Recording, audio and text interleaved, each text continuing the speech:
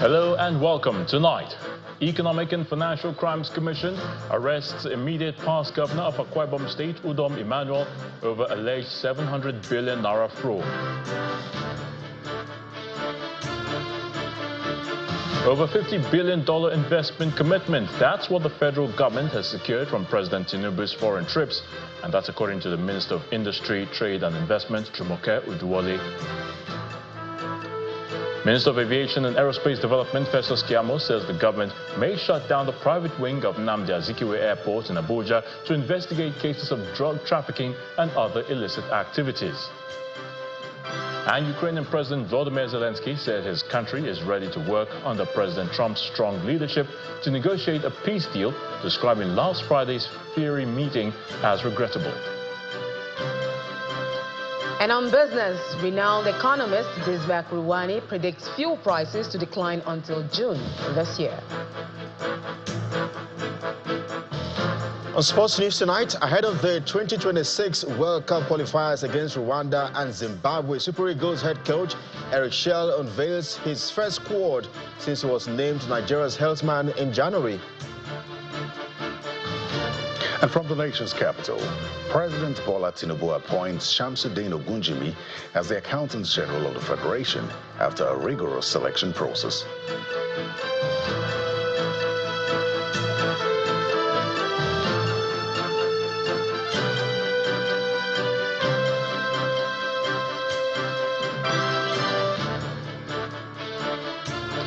Operatives of the corporate headquarters of the Economic and Financial Crimes Commission, the EFCC, have arrested the former governor of Akwa Ibom State, Udom Emmanuel, for alleged 700 billion naira fraud. Mr. Emmanuel was arrested after honoring an invitation of the EFCC to answer charges of money laundering, diversion of funds, and stealing preferred against him by Network Against Corruption and Trafficking, NCAT.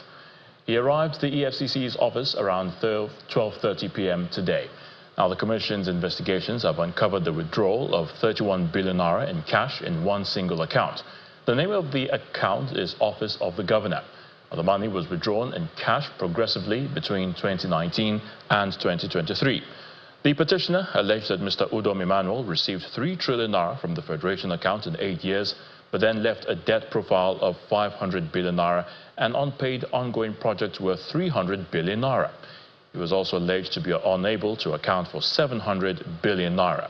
Now, the EFCC's investigations are ongoing, with Mr. Udom Emmanuel being grilled by the operatives. The EFCC spokesperson, Dele Oyewale, could not be reached when contacted. Minister of Industry, Trade and Investment, Mrs. Jumoke Uduwole, says President Bola Tinubu's foreign trips have accumulated $50.8 billion in proposed investments. She made the disclosure during a ministerial briefing in Abuja. Now, the minister also announced that the ministry has positioned Nigeria as a key player in the Africa Continental Free Trade Area Agreement. Our correspondent, Victoria Longjohn, reports. It's the turn of the Ministry of Industry, Trade and Investment in the third series of the federal government's ministerial briefings, organized by the Ministry of Information and National Orientation. Industry, Trade and Investment here. Permanent secretaries, heads of agencies, directors and members of the media gather as the Minister of Information speaks on the expected impact of the 2025 budget on the economy. It is a bold statement of intent, a roadmap for economic resilience, social stability, and national progress. The budget has demonstrated a renewed focus on security, infrastructure, education, health, solid minerals, agriculture, and other key areas that have a direct impact on the well-being and the socio-economic development of our country. The Minister of Industry, Trade and Investment then takes the podium and highlights some key reforms of the ministry, as well as the investment inflows and policy advancements in the past year. The key outcomes of this engagement was the announcement of the establishment of the Industrial Revolution Work Group, an elite task force focused on re-engineering the Nigerian Industrial Revolution Plan for a modern, innovation-driven economy. Digital public infrastructure, much needed in this climate, like the National Single Window Project, has been launched and is ongoing. It's right now in the implementation stage. Mr. President inaugurated it last year, and the committee did a lot of background work. Finally, Nigeria is going to have a national single window digital infrastructure, and that exponentially increases trade. The briefing also touched on Nigeria's participation in the Africa Continental Free Trade Area Agreement and the effort to protect local manufacturers. From November, the EFCC Council of Ministers met, and immediately Nigeria registered its interest in Digital Trade Championship at that time at the 15th meeting of the EFCFTA Council of Ministers in Addis Ababa. Technically, the implementation and the review of our 5-year implementation led to Mr. President getting a commendation at Addis Ababa by the EFCFTA champion, and of course, we were awarded the Digital Trade Championship along with we're happy to lead and work with other countries. One of the things that government and the ministry is currently looking at and pursuing is on how to get our manufacturers to benefit from an appropriate pricing of gas. I think that this is likely going to be the game changer, that our manufacturers and our industrialists are also able to purchase gas the same way that it's done, in mostly, some other sectors of our economy. The ministerial briefing is expected to continue in the coming days as the federal government aims to keep Nigerians informed on government activities and ensure citizens remain active participants in governance and development. From Abuja, Victoria Longchan, Channels Television News. An uncertain future lies ahead for the private wing of the Nnamdi Azikiwe Airport in Abuja, as the federal government is now considering the option of shutting down the facility over alleged high rate of drug trafficking and other illegalities. The Minister of Aviation and Aerospace Development, Mr. Festus Keyamo, gave this hint when he received the report of the 7-member Ministerial Task Force investigating illegal private charter operations and other related matters in Nigeria. The minister claims that those behind the illegalities of private charter in the country are high-profile personalities who he tagged as untouchables. Our correspondent, Kumbi Abuluade, reports. The Minister of Aviation and Aerospace Development, heads of aviation agencies and other critical stakeholders are gathered here as the 7-member Ministerial Task Force set up in June 2024 submits its report. The task force was set up by the minister to investigate illegal private charter operations and other related matters in the country. We have identified critical challenges, including regulatory weaknesses, loopholes in the permit for non-commercial flight systems. 90% of the criminal activities occur in this general aviation terminal. Be it money laundering, be it the drug trafficking, be it the fugitive transfers, all are being conducted in that general aviation terminal. It is our humble opinion, Honorable Minister, that that general terminal should immediately be shut down and reorganized, assessed, and open for business. According to the findings of the committee, the nation lost over 120 billion naira within a period of 10 years as a result of illegalities going on within the private terminal. Receiving the report, the minister considers several options to address some of the findings of the committee. This practice has been on for many years before I became minister, but I thought there was a need to confront it headlong, because I came to office and everybody told me that it was an intractable problem. That was a problem I could not tackle at all, that I should just let it go. They said I should let it go because principally it was difficult to regulate it, that is one. But secondly, and most importantly, that those involved are the untouchables in society. Because one problem of illegal charter, and then there are related issues around them. As the chairman pointed out, the chairman of the task force. The NDLA is in touch with us, and as I speak with you, we are actually tracking a particular airline, a commercial airline that comes into the country, and they have had various incidents with that particular commercial airline of drug trafficking. So if that can happen with commercial airlines, not to talk of private jets that are totally unregulated, sometimes you don't even have the manifest of those who get into private aircrafts in Nigeria. The minister plans to present the report to President Bola Tinubu because of the caliber of persons involved in the alleged illegalities going on within the terminal. Kumbi Aboluwade, Channels Television News. The political crisis in Rivers State has taken a new dimension as the council chairman elected on the platform of the All Progressives Congress in 2015 and sacked from office in the same year are laying claim to the local governments. Speaking during a press briefing in Port Harcourt today, the former chairman explained that the Court of Appeal has overturned the Federal High Court judgment which sacked them, and as such they are back to office. They further insist they don't need to take any further oath of office as their 2015 oath still subsists. They further called on the state governor to work with them because, in their view, they are the only ones legally empowered to occupy the vacancies in the councils. We have already been sworn in 2015, and when the Court of Appeal upturned the judgment of the Federal High Court, what was restored was not only our mandate only, including the swearing in. If we venture to swear in another one, we are taking a different oath of office. For the purpose of those, of course, we know our laws. There are a number of oaths of office you will take. You will be precluded from vying for the same position any longer. That is why we are no longer going to take any other oath of office. It is not that we are cutting short. The appeal court has set aside the judgment of the Federal Court, have removed the legal impediments before us.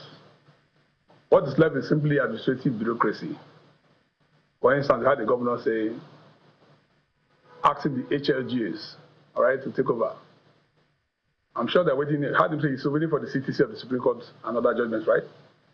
So when the CTC of the Supreme Court judgment comes, and that of Court of Appeal comes, you hear the next steps that will happen.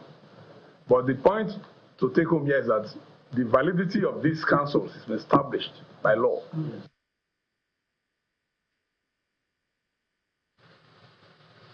Meanwhile, the Rivers State Independent Electoral Commission seems set to conduct fresh local government elections in the state. Now, the State Election Umpire today released a statement signed by its chairman and Chief Electoral Commissioner, Honorable Justice Adolphus Enebili, announcing a stakeholders meeting for Wednesday, March the 5th this year. The statement shows that the main agenda of the stakeholders meeting is to unveil the timetable and guidelines for the 2025 local government elections in the state. Key stakeholders expected at the meeting include leaders of registered political parties, traditional rulers, security agencies, religious organizations, media representatives, professional bodies, civil society groups, the NGOs, community-based groups, and the electorate.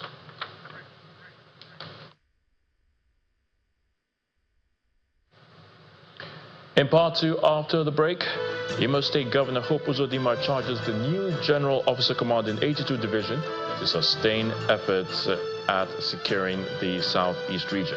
Plus, we have more from the Rivers State as Governor Simnolai Fubara says despite distractions, people are happy with his administration. Please stay with us.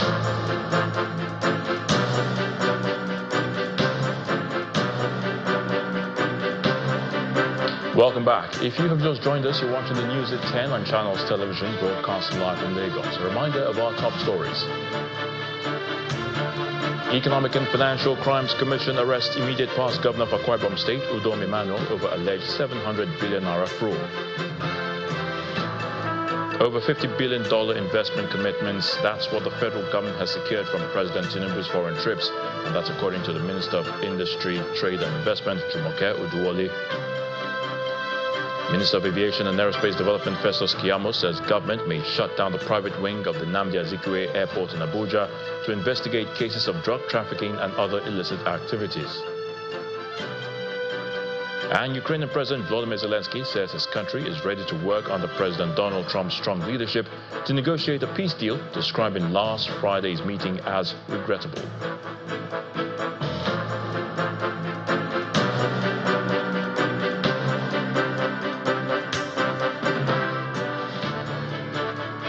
And we have more from the political situation in Rivers State. Governor Siminalayi Fubara has reaffirmed his commitment to delivering good governance, stating that despite attempts to discredit his administration, the people remain satisfied with his leadership. Governor Fubara made this known during the commissioning of the remodeled fire service headquarters in Port Harcourt, the Rivers State capital. The Rivers State Fire Service headquarters, originally constructed in the 1960s, is being officially inaugurated following a comprehensive remodeling by the administration of Governor Siminalayi Fubara. The commissioning ceremony is attended by prominent political figures, including former Governor Peter Odili, former Deputy Governor Tele Ekuru, former PDP National Chairman Uche Secondus, amongst others. Commissioner for Special Duties Sam Anya describes the remodeled facility as a game changer for emergency management in Rivers State. This is the first time this project is having a remodeled fire service. We have our sick bill, we have offices and equipment that will make us combat fire. In his address at the event, Governor Siminalayi Fubara decries recent fire incidents that resulted in losses across the state, as he reaffirms his administration's dedication to improving disaster management and public safety. When we are faced with fire incidents, these incidents has recorded a lot of losses. We lost the Maiwan because we couldn't respond adequately. Are we talking about lives that have been lost in this state because of inadequate fire service? I asked the question, what is the purpose of governance? Provision of services, protection of life and property. And what we are doing today is to tell the good people of Rivers State and to showcase to the world that there is governance in this state. Amidst the political challenges in the state, Governor Fubara acknowledges the appreciation of the people to his administration and further urges firefighters to rededicate themselves to the duties. Let me thank you for your support and to say a little that for the managers of this facility, please don't treat it like any other thing. Take it personally. Safeguard it. Protect it. The project is commissioned by Governor Fubara. In the name of God the Father, God the Son, and God the Holy Spirit.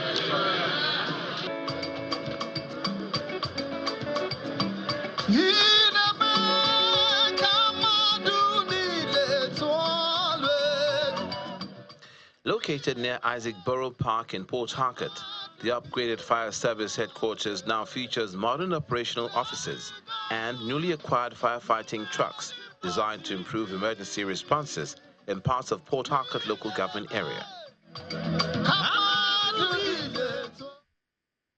Let's head to Imo State now, where Governor Hope Uzodimma has called on the newly appointed General Officer Commanding 82 Division of the Nigerian Army, Major General Olufemi Olatoye, to remain steadfast in ensuring lasting peace in the southeast. Governor Uzodimma made this statement at the Government House in Owerri, the Imo State capital, while receiving Major General Olatoye. He commended the Nigerian military for its pivotal role in restoring peace to the region and reaffirmed his administration's commitment to supporting security agencies in combating crime and maintaining stability.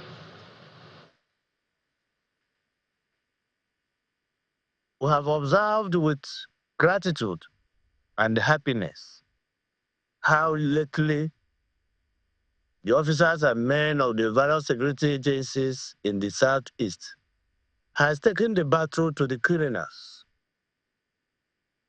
and it is yielding incremental results day by day.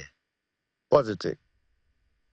So we urge you to continue the struggle and the battle. Don't relax. Be vigilant.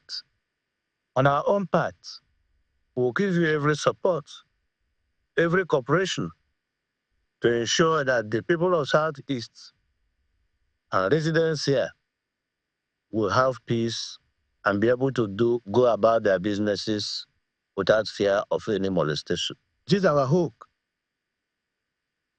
that you continue with the speed and determination you have used all this while to ensure that the public interests will be protected by governments of the southeastern states. In response, Major General Olatoye assured the governor that the military will continue to employ both kinetic and non-kinetic strategies to tackle security challenges in the region.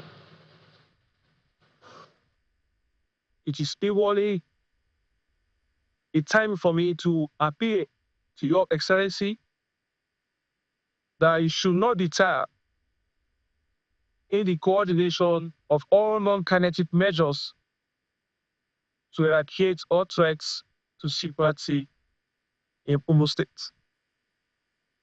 On our own part, we will be approving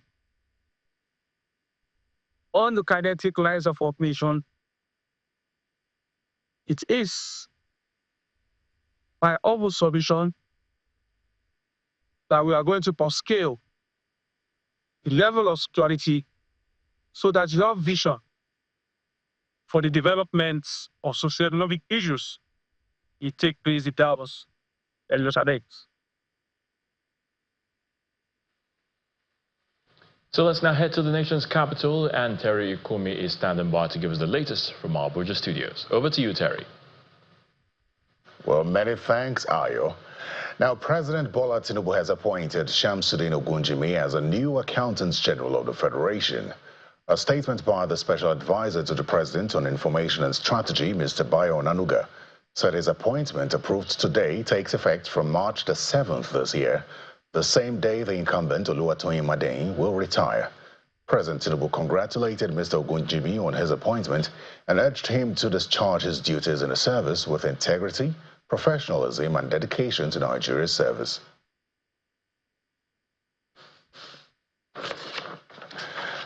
Have you ever had an experience as a Polytechnic graduate where it seems rather challenging to get consideration for job opportunities in the labor market compared with a university graduate?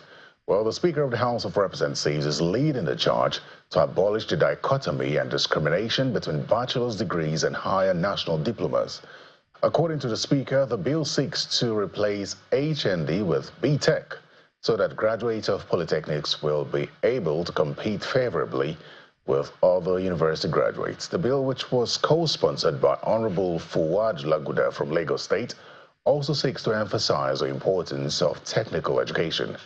The bill has now scaled second reading in the House of Representatives.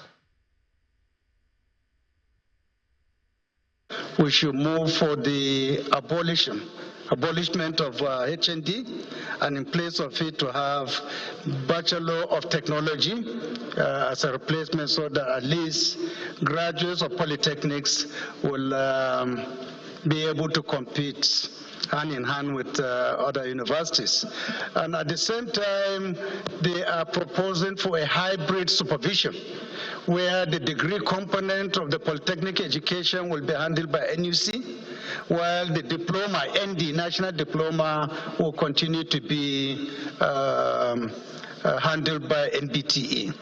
And because of the degree component of this amendment, they felt that the qualification for being a rector should also be upgraded to at least a PhD holder at the minimum. PhD holder. Since you will not be talking about degree programs, it is only proper for such kind of establishment to have a PhD holder as the head of the institution. So those are some of the highlights of this bill. With your kind permission, we'll just go ahead and put the question. Those in support of this bill to go for second reading should say aye. Those against should say nay. The ayes have it. Now, some cheering news for farmers in Kaduna State as Governor Basani has presented checks worth over 375 million naira to them from 10 communities as Community Revolving Fund for investment in climate-smart, rain-fed agriculture. For Governor Sani, this initiative is part of the broader effort by his administration to tackle the impact of climate change on rural farming communities. Governor Basani, accompanied by his deputy and the Minister of Environment at the bank of River Kaduna in Kabala Costain in Kaduna North local government area, for the presentation of checks worth over 375 million naira to farmers from the 10 communities. The gesture is part of the state government's effort to combat climate change and its impact on agriculture in the state through the Agro-Climatic Resilience in the Semi-Arid Landscapes Project. And the SUSTAIN agenda has taken decisive action to combat several environmental challenges such as land degradation, recurrent urban and peri-urban flooding, etc. The World Bank Finance Project focuses on dry land management practices, where state government supports farmers to undertake investment in climate-smart rain-fed agriculture through Community Revolving Fund. The facility from the World Bank that will get to the poor of the poor in rural communities, that will enhance the livelihood of our people, for it to deliver and develop on activities that will arrest and address landscape degradation at the rural area. Are getting clogged, a large number of them. That's why we have decided to do a census of all the rivers. And you find that the moment the rivers are clogged, they lead to flood, because the water that come from the rain nowhere drain into the rivers. So we need to do what we need to do to clear these rivers to allow for the rains to go in. Highlight of the event is the presentation of Community Revolving Fund checks to the beneficiaries. Then to be followed by Kuzuntu. The benefiting communities include Anchao, Kuzuntu, Kubau, Zuntu, Janau, Likoro, Jaja, Hunkuyi, Kudan, and Dama Hawaii. To ensure the objective of the fund is met and sustained, beneficiaries have been trained on preparation of business plans, financial management, and methods of grain preservation. It is our desire that this initiative will assist farmers to enhance the livelihoods of communities.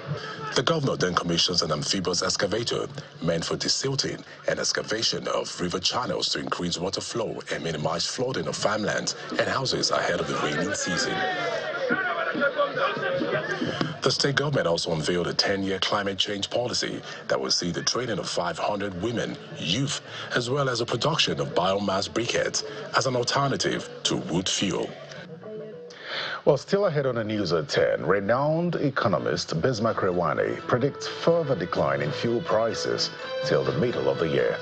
That's on business news. Please stay with us. Welcome back to the news at 10 live from Channels Television Studios. Now, as the Ramadan continues, there seems to be a bit of controversy as it affects education in parts of the north. The Christian Association of Nigeria has kicked against the order for the closure of schools by 4 northern states for the fasting period, warning that it will take legal action if they don't rescind their decision. The Christian body describes the closure of public and private schools by the governments of Kebbi, Kano, Katsina, and Bauchi states for Ramadan as a gross violation of the fundamental rights of the children and operators of such schools as guaranteed in the Constitution. Speaking to Channels Television in an exclusive interview, Vacant Secretary in the 19 northern states and the Federal Capital Territory, Mr. Sunday Oibi, stressed that such action is detrimental to the academic future of the children. It is an unfortunate development that is happening, that some politicians will say they want to close school, toy with the future of our children for 5 weeks. It is a dangerous trend that is about to happen. Why is it dangerous? The foundation of any child is education. And for you to now toy with the future of their children, and we ask, why is it that you are closing school? Why don't you close government offices? Why don't you close hospital? Why don't you close government houses? It is school you want to close to put the children of the poor out of school. Do you know the damage that is going to do to the future of these children academically? Number three, which is very key, the children of these politicians who are now ordering for the closure of school for 5 solid weeks. The question is that their children who are schooling abroad, are they not practicing Ramadan? Are they going to ask them to discontinue education abroad because of Ramadan? And more importantly, look at the gap of the school dropout and the failure of our students, even in some of these particular states, compared to our brethren in the southern part of the country. We are struggling to catch up with them. And now you are saying that we want to keep them at home. Children who are supposed to be working hard to make sure they catch up with the educational curriculum, we want to destroy it. So to us, it is not comfortable, and we don't accept it, and we stand with the position of the President of CAN as directed. And if they refuse to comply, CAN might be forced to take them to court. Well, that's it from the nation's capital. It's now back to Ayo in Lagos for the rest of the news. Thank you so much, Terry. As the agricultural revolution continues across Oyo State, Governor Seyi Makinde says his government will continue to put the state on a global pedestal for food security and best practices in the sector.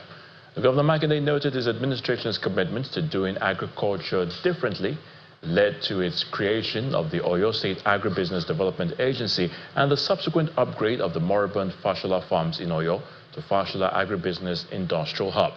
He stated this at the International Institute of Tropical Agriculture headquarters in Ibadan, while welcoming the President of Sierra Leone, Dr. Julius Maada Bio, who was in the state for a working visit. The relationship between the International Institute of Tropical Agriculture, IITA, and the Oyo State government has demonstrated the essence of bringing gown to town for the purpose of promoting sustainable development, especially in the area of agriculture and its value chain. A new entrant just signified interest in such a collaboration as the President of Sierra Leone, Julius Maada Bio, is in Oyo State for a working visit to both the state and the IITA. The visit aims to explore scalable solutions to improve agriculture, production, and food security in Sierra Leone using available templates from the IITA and the Oyo State government prototypes. At the IITA, this new diplomatic relation that could have profound impact on the survival of the African continent is in full swing. Governor Makinde, while welcoming the guests, notes that the decision to choose Oyo State is apt, as agriculture has been a major tool for economic transformation of the state because of its comparative advantage. A combination of strategic, climatic, historical, and logistical factors makes Oyo State an ideal location for agricultural research and innovation. In his address, the Director General of IIT explains that the presidential visit is an indication that agriculture has a pivotal role to play in the development of any nation. Sierra Leone has an opportunity to harness public-private partnerships to drive large-scale agricultural transformation. By fostering collaborations with agriculture firms, private investors, and development institutions, we can scale innovation that will make it alone a success. On his part, the President of Sierra Leone believes that research, innovation, and technology would help to drive and transform Africa's agricultural sector. I firmly believe that research, innovation, and technology are the forces that we must harness in order to drive Africa forward. These are essential components that will enable us to overcome traditional obstacles and hurdles and transform the future of Africa agriculture. From the IITA, the Sierra Leonean entourage will be led to the Fashola Agribusiness Hub on Wednesday to see firsthand everything that has been discussed about the special agro-industrial processing zone. Bukola Oriowo, Channels Television News. In Anambra State, reclamation of Urumba South local government area from non-state actors and criminal elements is a success, as Governor Chukwuma Soludo embarked on a working visit to the area. Engaging the residents, Governor Soludo wants the people, especially the youth, to go back to the culture of legitimate hard work, which remains the foundation of sustainable wealth and development. The governor's itinerary for the strategic visit to Urumba South local government area of Anambra begins at the Wonka community, where he stops to greet primary school pupils who go wild with jubilation.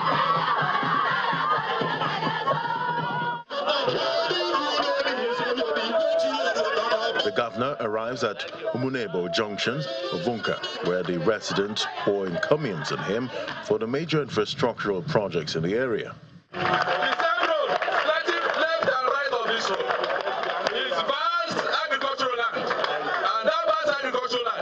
If it is fully exploited, it will be a food basket of Anambra State.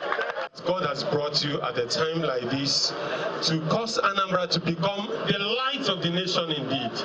Because under your watch, God's preferred ways of ruling people is what is playing out. We see your choices, they are truly inspired of the Spirit of God. All the great and good things you have in mind for Anambra State, of which Ubunka has a very large benefit, that they will all come to pass. Excited about the impact of his administration on the people, the governor proposes two things: peace and security, then reconciles the commissioner for agriculture and traditional ruler.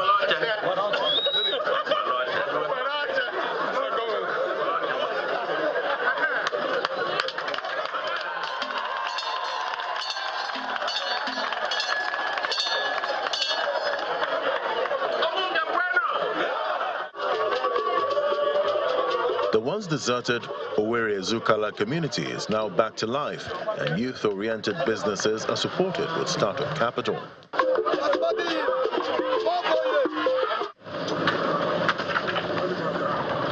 The visit to Munze starts with the inspection of an untarred road, the new and old Nkwo Munze market, where hundreds of community members troop out to receive him.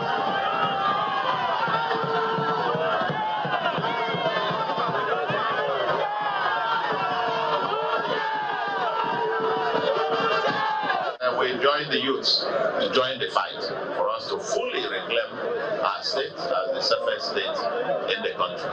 We're on track and we're tackling security from the foundations. It's not just the kinetic, but also the non-kinetic. And getting down to all the nexus that actually help to power criminality and the ideology and the what mindset, new ideology that seem to encourage criminality and people not doing anything. The governor tasked the youth to join efforts to take back the council area from criminal elements.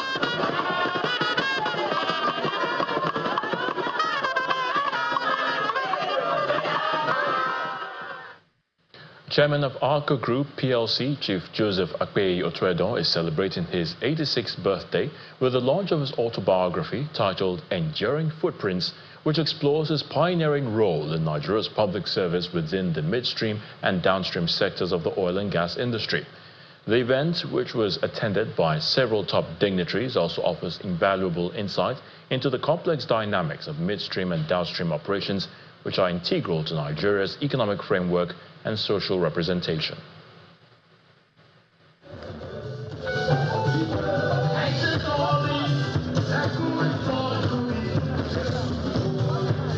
It's a day of double celebration for the chairman of Arco Group PLC, Chief Joseph Akpeyi Otwedon, as he celebrates his 86th birthday with family, friends, and prominent members of society and presents his autobiography titled Enduring Footprints.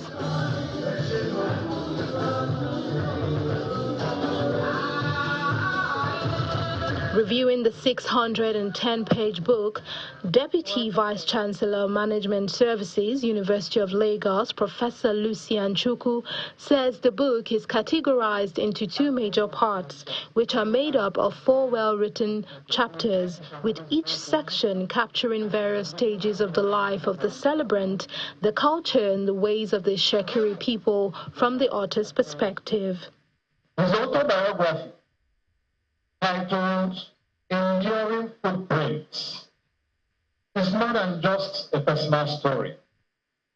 It is a historical document that offers a profound and valuable insights into the complex dynamics of Nigeria's petroleum industry and the rich traditions of the Shekiri people. The launch of the book is next as his former schoolmates who passed out from the government college Ughelli over the years and have built a profound relationship with the celebrant step up for the book launch. Top contributors to the successful launch of the book include the owner of Arik Air, Sir Joseph Arumemi Ihide, the CEO and Group Managing Director of Accor Group, Alfred Akoigon, and the Group Executive Director of Kasaka, Engineer Hyacinth Enuha. This is quality. When you see it, you know it. Following the successful launch, the celebrant shares his heartfelt gratitude. Your esteemed presence has greatly enriched this occasion. Writing the autobiography 33 years after my retirement has been more than just a chronicle of my life, from cradle to my twilight years. And my journey, it has fulfilled a childhood dream of capturing the fascinating stories of my ancestors and my own journey to create some invaluable for future generations.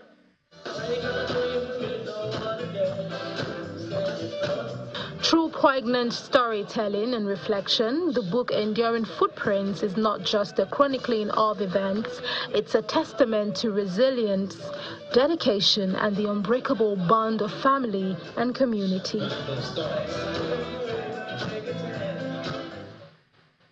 Time now for some business news with Will Ibong. Will?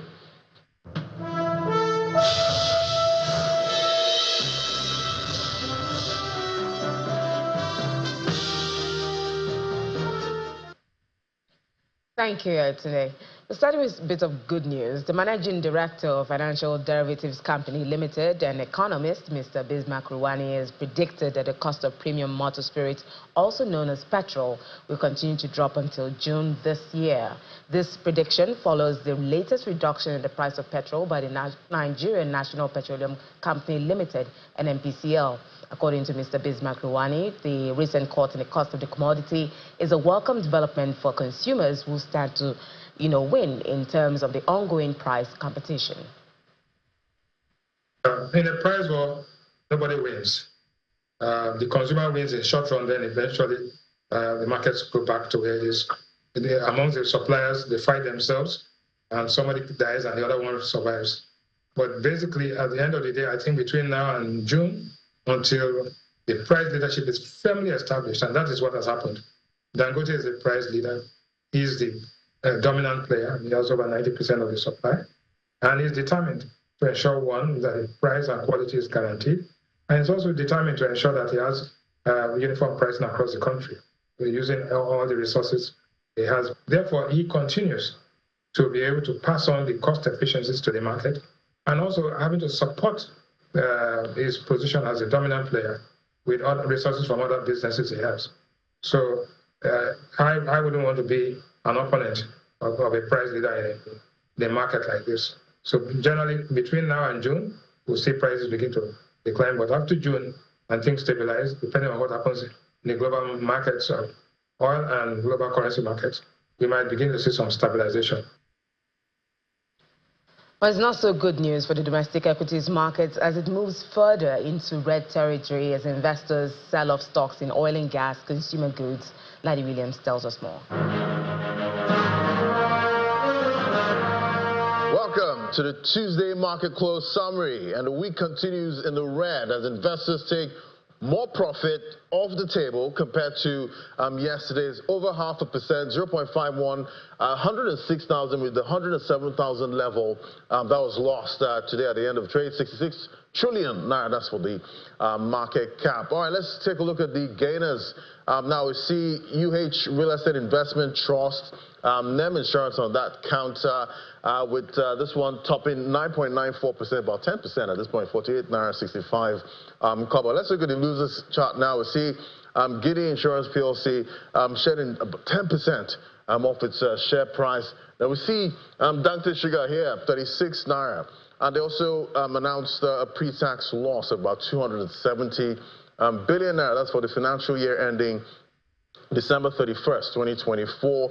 That's about 148.7% year-on-year increase compared to the previous year. So, and that was despite notable growth in revenue. So maybe that's why we're seeing investors react to that. But just 2 days down now, and we're in the red, starting this week, making the bear flex.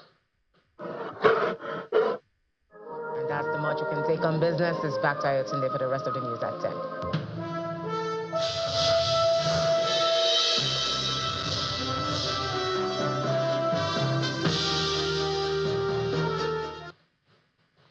Thank you, Will. Sami Pusey is up next with Around the World in 5. Good evening and welcome to the channel's studios here in London with your international news around the world in 5. In the future. God bless. You don't know that. God bless. God bless. You will not have war. Don't tell us what we're going to feel. Volodymyr Zelensky has said his disastrous meeting with Donald Trump last week did not go the way it was supposed to, and it is regrettable that it happened this way. To dictate what we're going to feel. Days after the volatile meeting in the Oval Office, the US president has ordered a pause in military support to Ukraine. In a lengthy post on X, the Ukrainian president said he would like to reiterate Ukraine's commitment to peace and said Kyiv is ready to come to the negotiating table as soon as possible. He said the country was ready to sign an agreement on minerals and security with the US at any time. Stock markets around the world have fallen following the introduction of tariffs by President Donald Trump on goods entering the US from China, Canada and Mexico. Trump has imposed 25% tariffs on imports from Canada and Mexico and 20% tariffs against China.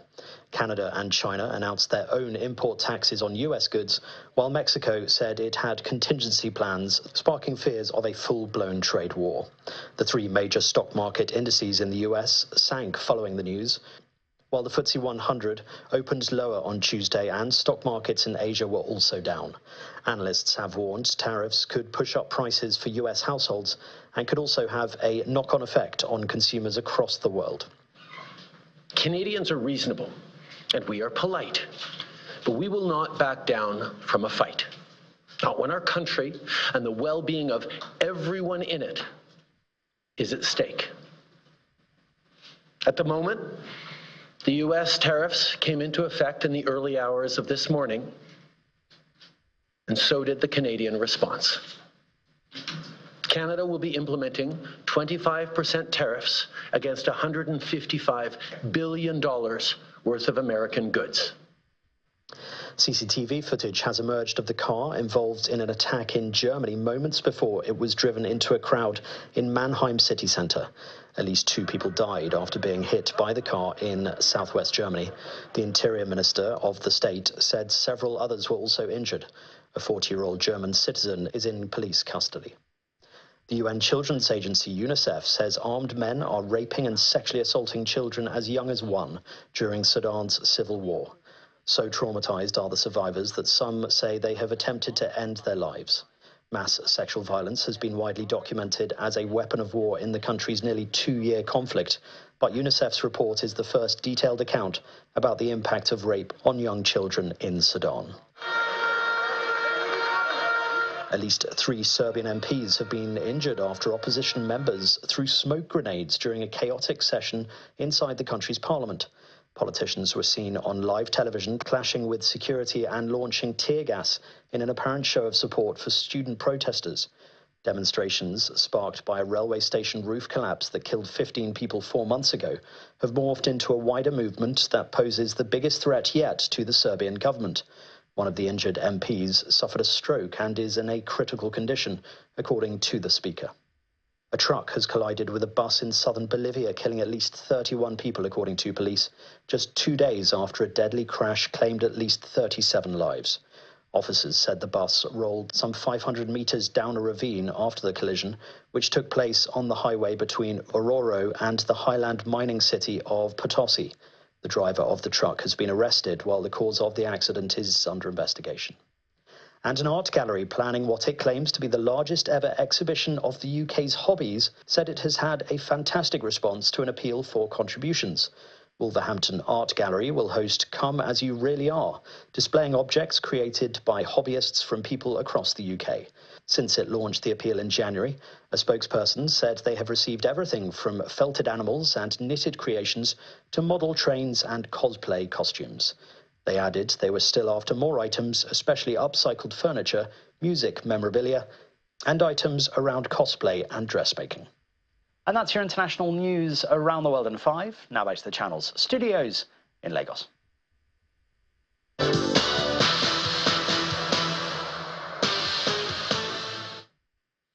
Thanks, Simon, and welcome to Sports News. Ahmed Musa and Sadiq Umar are back in the Super Eagles squad as head coach Eric Schell named his first team list as coach of the three-time African champions since he took charge of the team in January. The Super Eagles are gearing up for this month's crucial 2026 FIFA World Cup qualifying matches against Rwanda and Zimbabwe on the 21st and 25th. The 39 provisional squad that was unveiled earlier today includes 5 goalkeepers, 10 defenders, and 14 forwards. Super Eagles are 5th in Group C behind Rwanda, South Africa, Benin Republic, and Lesotho. Let's bring you up to speed with matches just concluded in the Champions League a moment ago. A late capitulation from Club Brugge helped Aston Villa to a 3-1 win in their Champions League first leg tie, taking the advantage into the return fixture next week, Wednesday. And Borussia Dortmund were held to a 1-0 draw by Lille at the Signal Iduna Park. Arsenal enjoyed a 7-1 thrashing of PSV Eindhoven at Philips Stadion. Its advantage, Real Madrid, the derby against Atletico Madrid as the reigning champions, took a 2-1 advantage. That's sports. I'm Kelly. It's back to Ayotunde.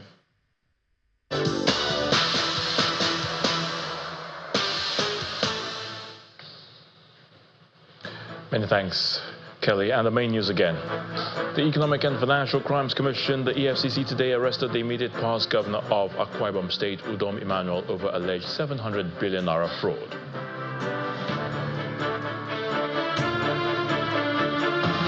That's the news at 10 tonight. Thank you for watching. I'm Ayotunde Balukon. From all of us here, you have a good night.